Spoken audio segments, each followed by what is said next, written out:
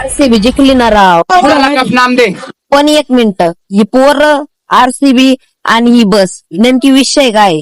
तर विषय एकदम सोपा आहे. आपल्या सरस्वती क्लासेसची ना ट्रिप चालली होती. तुमच्या शाळेची ट्रिप तर कधी काय पिंपळगावच्या पुढे जायला नाही, पण मग बगाटे सरांनी आम्हाला थेट उज्जैनला न्यायचा प्लॅन लावला होता. मग पुढे काय होतं?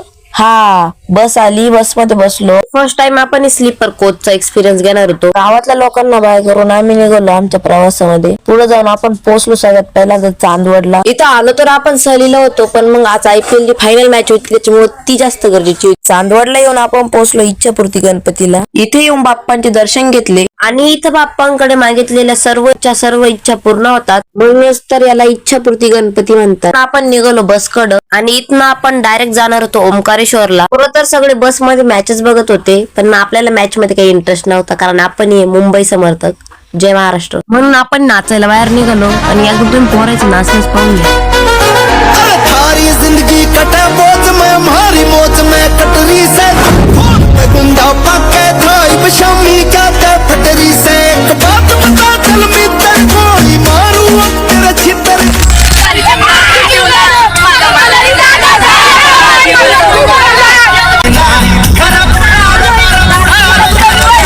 नाचून भूक लागली, त्याच्यामुळे जेवायला थांबलो. इकडं तर मॅच चालू होती, पण इकडे डायरेक्ट चालू आता तारक मेहता का उलटा चष्मा.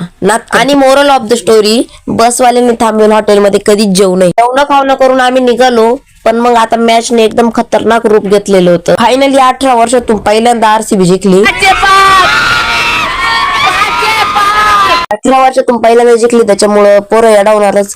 पण जाऊ द्या, एक कप विराट पण डिझर्व करतो. बाकी पुढची आपली. रात्रीची 2:30 वाजले, पोरं तर काय झोपणार नाही, पण तुम्ही काय झोपून. भेटू उद्या ओमकारेश्वर मध्ये. तोपर्यंत